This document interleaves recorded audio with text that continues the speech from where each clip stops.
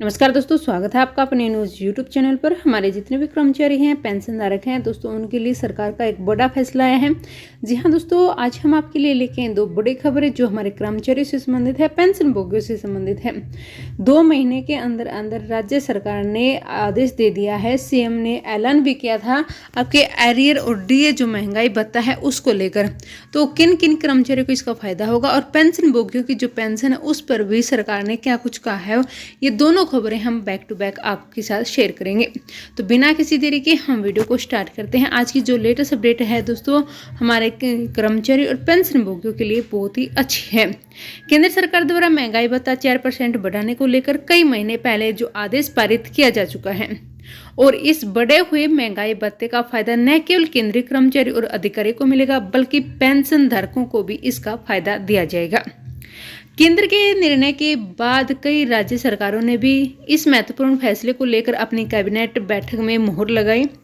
दोस्तों, जो DA hike का कारण था दोस्तों, उस पर भी फैसला है, लेकिन कई राज्य अभी भी ऐसे हैं जहां इस फैसले को लागू करने को लेकर अब तक रूपरेखा नहीं बन पाई।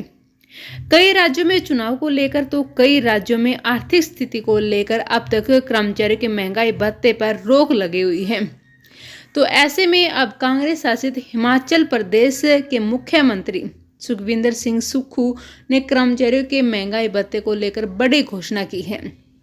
कर्मचारी संगठन ने एक कार्यक्रम के दौरान मुख्यमंत्री से कहा था कि अभी कर्मचारी के बढ़े हुए महंगाई भत्ते की किस्त को लेकर 2 या 3 महीने और इंतजार करना पड़ेगा। अपने इस बयान पर उन्होंने राज्य सरकार की आर्थिक बदहाली का हवाला दिया और राज्य को पुरानी बीजेपी सरकार पर सीधा निशाना साधा। इसके साथ ही उन्होंने राज्य के कर्मचारियों से वादा भी किया कि सभी को 2 साल के एरियर का भुगतान राज्य सरकार द्वारा निश्चित तौर पर किया जाएगा। जी हाँ दोस्तों, जो हमारे कर्मचारी इतने लंबे समय से इंतजार कर रहे थे एरियर को लेकर, लेकिन सरकार का जो वादा था अब वादा पूरा करने का टाइम आ चुका है। 2 साल के एरियर का भुगतान सरकार द्वारा निश्चित तौर पर किया जाएगा। साथ ही साथ दोस्तों, आप सबको पता है कि चुनाव आने वाले हैं और चुनाव आते ही दोस्तों सरकार इस पर ऐलान जरूर करेगी। इसके साथ ही पंजाब के मुख्यमंत्री ने राज्य सरकार के कर्मचारियों की 5 दिवसीय कार्य सप्ताह की मांग पर विचार करने की बात कही। सुक्खू ने ओल्ड पेंशन स्कीम और उसको लेकर हो रहे राज्य सरकारी कर्मचारी को लाभ को लेकर भी सरकार जमकर तारीफ की।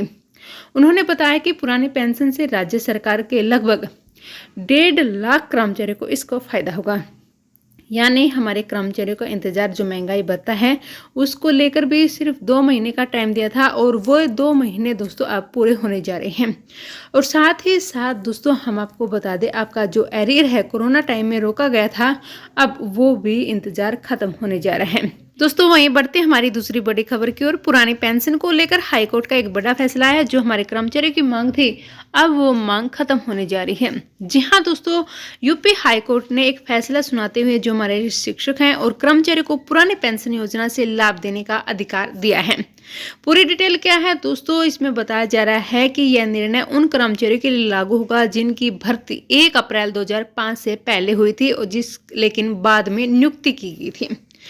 दोस्तों, यूपी हाईकोर्ट ने एक महत्वपूर्ण फैसला सुनाते हुए जो शिक्षक हैं और कर्मचारियों को पुरानी पेंशन योजना से लाभ लेने का अधिकार दिया और यह निर्णय उन कर्मचारियों के लिए लागू है जो 1 अप्रैल 2005 से नियुक्त किए गए थे।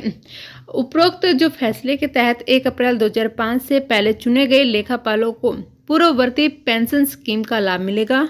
हाई कोर्ट ने सुनने से यह फैसला सुना जो साबित करता है कि सरकार उन कर्मचारियों की मांग को समझते हुए सही निर्णय लिया है। हाई कोर्ट के निर्णय के बाद लेखापाल एसोसिएशन और अन्य संस्थाओं ने कहा है कि चयनित लेखापालों को भी ओपीएस का लाभ मिलना चाहिए क्योंकि वे 2005 से पहले चुने गए थे और 1 अप्रैल 2005 के बाद नियुक्त किए गए थे।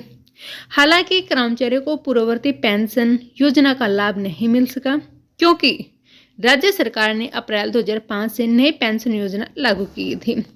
हमारे जो कर्मचारियों की मांग थी, कर्मचारी याचिकाकर्ताओं ने नई पेंशन योजना के तहत वेतन से कटौती को ओपीएस के तहत जीपीएफ में समायोजित करने की मांग की है और यह मांग भी फैसले को समर्थित करती है और कर्मचारियों ने अपने अधिकारों की रक्षा के लिए कड़ी मेहनत की है।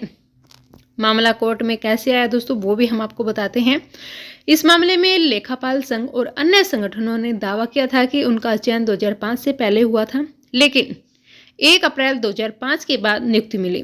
परिणाम स्वरूप उच्च न्यायालय ने उसके पक्ष में फैसला सुना, जो कर्मचारी और उनके अधिकारियों का लाभ देने का सही और कारगर उपाय है। दोस्तों, जो फैसले के तहत 1 अप्रैल 2005 से पहले चुने गए लेखापालों को पूर्ववर्ती पेंशन स्कीम का लाभ मिलेगा और हाई कोर्ट ने शून्य से फैसला सुनाया है, जो कर्मचारियों की मांग को समझते हुए सही निर्णय लिए गए हैं। हाईकोर्ट के निर्णय के बाद लेखापाल एसोसिएशन और अन्य संस्थाओं ने कहा है कि चयनित लेखापालों को भी ओपीएस का लाभ मिलना चाहिए, क्योंकि वे 2005 से पहले चुने गए थे और 1 अप्रैल 2005 के बाद नियुक्त किए गए थे। हालांकि इन कर्मचारियों को पूर्ववर्ती पेंशन योजना का लाभ नहीं मिल सका, क्योंकि राज्य सरकार ने अप्रैल 2005 से नई पेंशन योजना लागू की थी। दोस्तों, कर्मचारी याचिकाकर्ता ने नई पेंशन योजना के तहत वेतन से कटौती को लिए जीपीएफ में समायोजित करने की मांग की थी।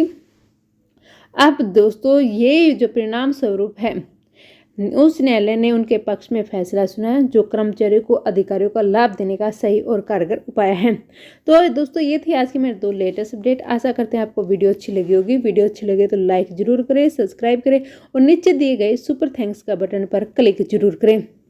अगर आप हमारी आर्थिक रूप से मदद करना चाहते हैं तो हमारे वीडियो को